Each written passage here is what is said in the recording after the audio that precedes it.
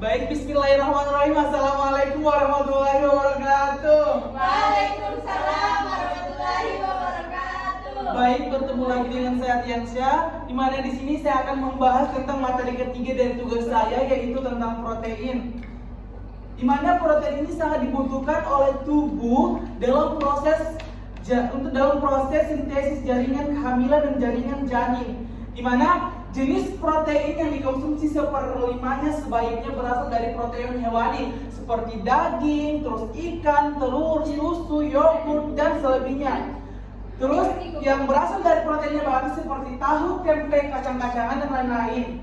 Manfaat protein bagi Anda berperan besar dalam pertumbuhan fisik maupun kecerdasan. Di mana protein yang terkandung di dalam makanan-makanan tersebut akan dipecah menjadi asam amino yang nantinya akan digunakan hampir seluruh bagian tubuh. Tubuh setidaknya membutuhkan 20 jenis asam amino, namun 9 diantaranya tergolong dalam asam amino esensial yang paling dibutuhkan.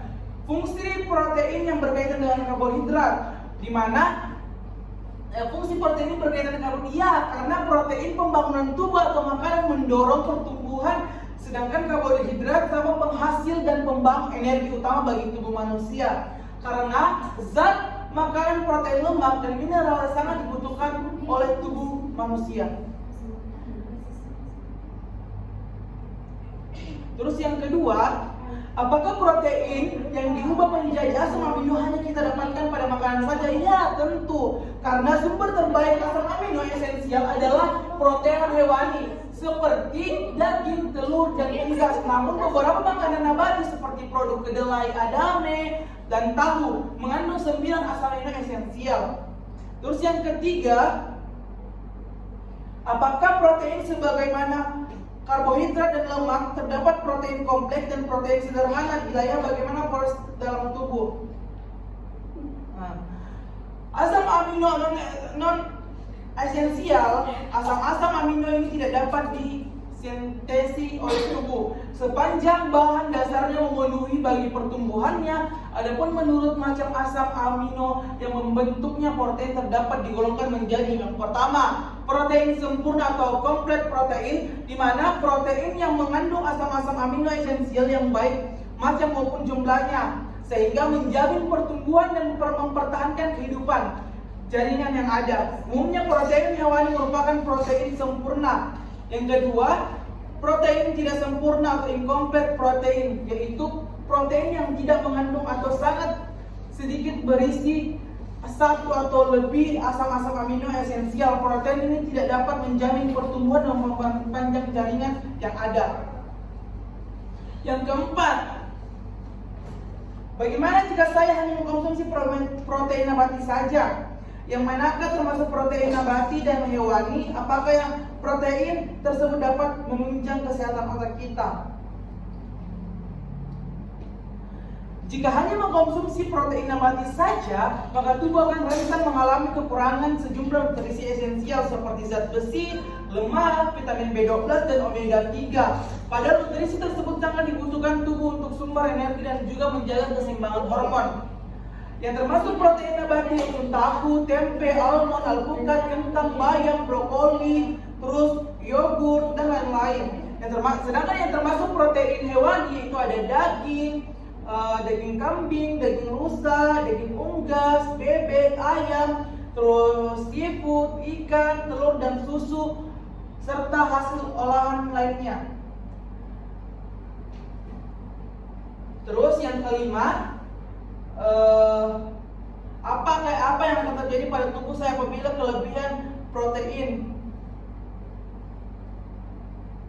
Kelebihan protein dan efek samping pada ginjal. Menurut para ahli, tinggi protein dalam jangka waktu yang lama ternyata bisa meningkatkan resiko kekurangan ginjal, kerusakan ginjal. Selain itu, terlalu banyak mengkonsumsi protein juga bisa mempengaruhi seseorang yang telah mengidap penyakit ginjal. Jadi yang penyakit ginjal jangan terlalu berlebihan memakan protein yang mengandung protein tinggi, yang berlebihan pasti. Pasalnya, ginjal harus bekerja ekstra keras untuk menyingkirkan nitrogen dalam bentuk limbah dari metabolisme protein. Berdasarkan penelitian, tingkat level protein yang tinggi dalam tubuh juga bisa menyebabkan warna urin lebih pekat dan keabnormal blood urine nitrogen BUN. BUN ini sendiri merupakan jumlah nitrogen urea yang hadir dalam darah. Ginjal yang rusak juga harus bekerja lebih keras untuk membuang kelebihan nitrogen dalam produk limbah dari metabolisme protein. Yang keenam, apabila saya kekurangan protein, apakah saya akan mudah sakit? Jadi itu apa saja. Kekurangan protein di mana? Kandungan protein dalam tubuh berkurang relatif lebih dari umum. Ini kemungkinan besar adalah hasil dari pertama itu meningkatkan permintaan misalnya dalam infeksi atau stres. Terus yang kedua, peningkatan kerugian misalnya dalam pendarahan, luka bakar atau diare. Yang ketiga itu kegagalan sistem konservasi misalnya dalam penurunan jumlah penyisian urea di usus besar. Terus yang ketujuh, mengapa protein disebut zat gizi mikro? Zat gizi makro adalah zat gizi yang diperlukan dalam tubuh dalam jumlah yang besar, di mana kelompok gizi zat makro ini disebut juga dengan makronutrien. Ini terdiri dari karbohidrat, lemak, dan protein. Ketiga ini menyediakan energi agar dapat beraktivitas dan menjalankan fungsinya. Yang kedelapan, berapakah kecukupan protein sesuai usia dan jenis? Ini AKG. Kebutuhan protein perempuan adapun kebutuhan protein perempuan per hari yaitu usia 10 sampai 12 tahun yaitu 55 gram per hari, usia 13 sampai 18 tahun 55 gram per hari. Sedangkan 19 sampai 64 tahun itu 60 gram per hari.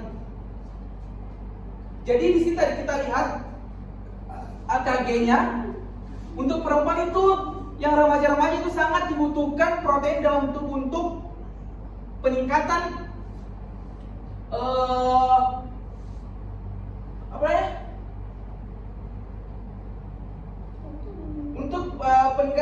menyediakan energi agar dapat beraktivitas. Terus yang kesembilan, apakah protein berperan penting pada pertumbuhan bila ditinjau dari jurnal-jurnal yang ada? Menurut